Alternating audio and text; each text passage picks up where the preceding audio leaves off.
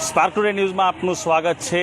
આજે 1 મે એટલે આંતરરાષ્ટ્રીય મજદૂર દિવસ હોય ત્યારે એફસીઆઈ એટલે કે ફૂડ કોર્પોરેશન ઓફ ઇન્ડિયા પ્રિયલક્ષ્મી મિલની પાસે આવેલું જે ગોડાઉન છે ત્યાં 1989 થી 2001 દરમિયાન જે કોન્ટ્રાક્ટ પર જે કામ કરતા 25 જેટલા જે કામદારો છે તેઓ આજે એકત્ર થયા છે અને તેઓનો આક્ષેપ છે ને તેઓનું કહેવું છે કે 13 વર્ષ કેઝ્યુઅલ લેબર તરીકે તેઓએ નોકરી કરી હતી અને તેના પીએફ તથા છટણી વળતરના પૈસા આજ દિન સુધી ચૂકતે કરવામાં આવ્યા નથી।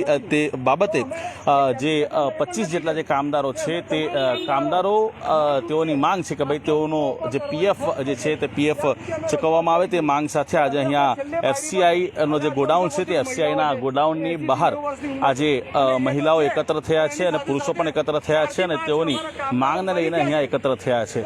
આપણે તેઓ સાથે આપણે વાત કરવાનો પ્રયત્ન કરીશું કે તેઓનું શું કહેવું છે। જી કાકા, શું કહેશો? આજે એકત્ર થયા છો અને શું કહેશો? તમારી માંગ શું છે? તમે કંઈક અંદર જઈને રજૂઆત પણ કરી છે, શું વિષય શું છે સમગ્ર? અને આજે આંતરરાષ્ટ્રીય મજદૂર દિવસ છે, શું કહેશો આપ? આંતરરાષ્ટ્રીય આજે મજદૂર દિવસના દિવસ અમે અહીંયા કામદારો ભેગા થયા છે। અમારી વિશેષ માંગણી એ છે કે 1989 થી લઈને 2001 સુધી અમે કામદારો 50 થી વધુ કામદારો કેઝ્યુઅલ લેબર તરીકે નોકરી કરી હતી।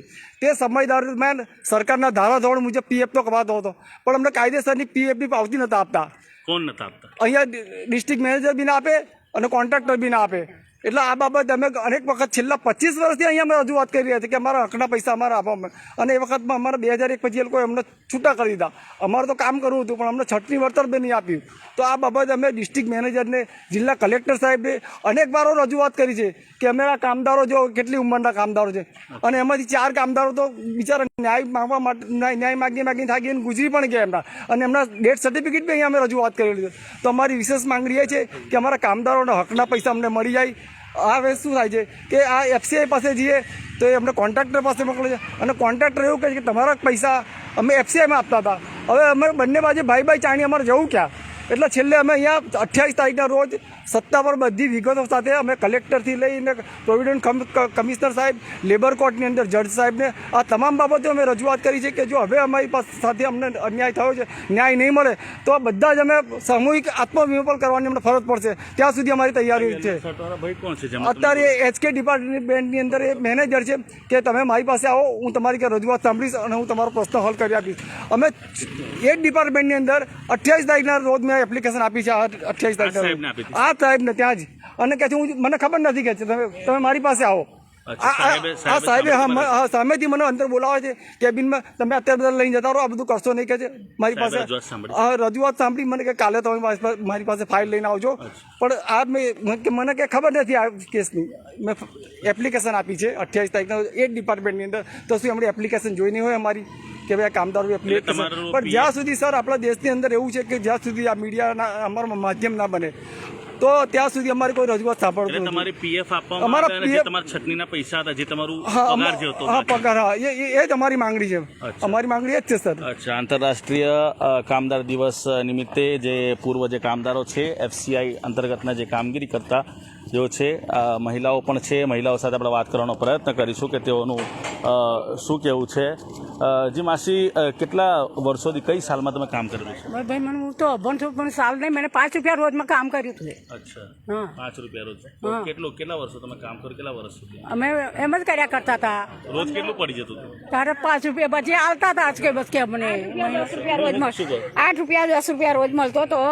અમે 2098 થી લઈ 2001 સુધી કામ કર્યું છે। 13 વર્ષ કામ કર્યું છે કુલ।